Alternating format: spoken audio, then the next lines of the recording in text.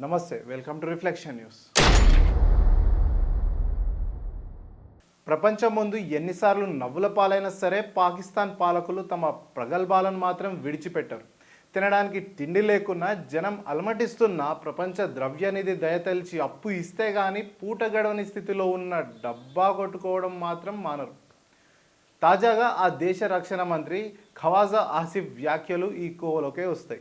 ఇంతకీ ఆయన ఏమన్నారంటే, భారత్తో ఇటీవల జరిగిన యుద్ధం తర్వాత పాకిస్తాన్ సైనిక సామర్థ్యం గురించి ప్రపంచానికి తెలిసిందని ఖవాజా ఆసిఫ్ చెప్పారు.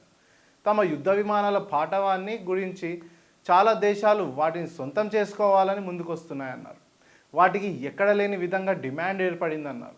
ఈ డిమాండ్ను చూస్తుంటే తాము ఇక అంతర్జాతీయ ద్రవ్యనిధి ఇచ్చే అప్పుల కోసం ఎదురు చూడాల్సిన అవసరం ఉండకపోవచ్చని అన్నారు. పాకిస్తాన్ ప్రస్తుతం అమ్ముతున్న యుద్ధ విమానాలు రెండు.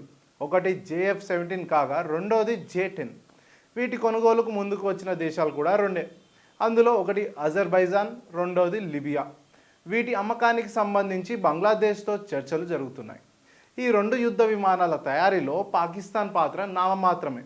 వాటి ఇంజన్లు రష్యాలు అందిస్తుండగా డిజైన్ తయారీ సంబంధిత పనులకు చైనాపై ఆధారపడుతుంది. ఒకటి అరా పరికరాలు మాత్రమే పాకిస్తాన్లో తయారవుతున్నాయి. అంటే పాక్ యుద్ధ విమానాల తయారీలో కీలక పాత్ర రష్యా, చైనాలదే.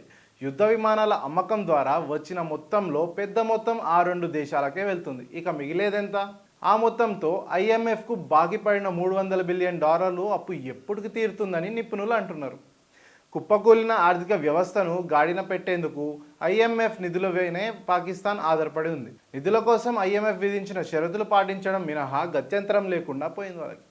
ఇందులో భాగంగానే అంతర్జాతీయ విమానయాన సంస్థను అమ్మేందుకు ప్రభుత్వం సిద్ధమైన విషయం మనకందరికీ తెలిసిందే. జై హింద్.